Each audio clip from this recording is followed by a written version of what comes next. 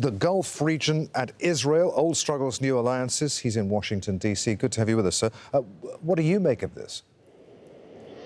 Thank you very much for the opportunity. I think that what we're seeing now is a strategic shift in Gulf-Israel relations.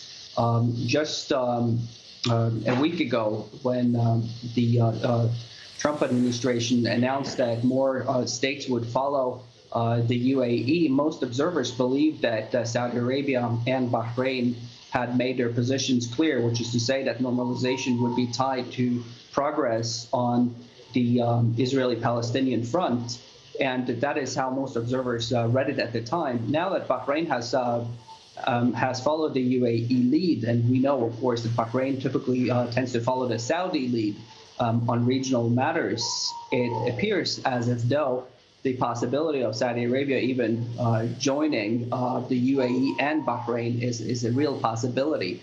And if that happens, there is a strategic change, if you will, in Gulf-Israel relations. The stakeholders in this are selling it as an historic peace deal. It's not historic, and it's not a peace deal, is it?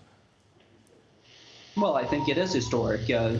We know that Qatar and Oman in the past have had diplomatic relations with Israel, but when progress on the Israeli-Palestinian front collapsed, they severed, for their own reasons, diplomatic ties with the Jewish state.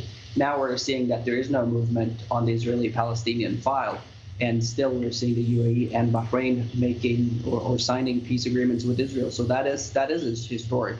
How Saudi Arabia moves forward, whether or not it joins the line or not, I think what's important is that Saudi Arabia indirectly is supporting it, and we will, of course, see in the next coming weeks whether or not Saudi Arabia will indeed join ranks.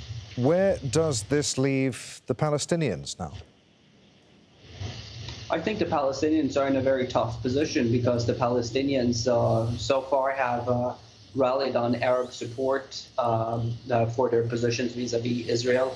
The consensus has always been that it would be a two-state solution with East Jerusalem in the capital. And I do think that, oddly enough, I think that the Palestinian is in a better position now. And I tell you why. Because when the United Arab Emirates decided to normalize ties with Israel, in exchange for holding off annexation, it leaves the door open for a two-state solution in which Israel could withdraw from the occupied territories and the settlement blocks and return that to a future Palestinian state in the event that direct talks between Israel and Palestine takes place. And I do think that Bahrain, together with UAE, will put extensive pressure on Israel to make these concessions. Really good to talk to you, sir. Many thanks indeed for being with us. Sigurd Neubauer there in Washington. Thank you. Bye-bye.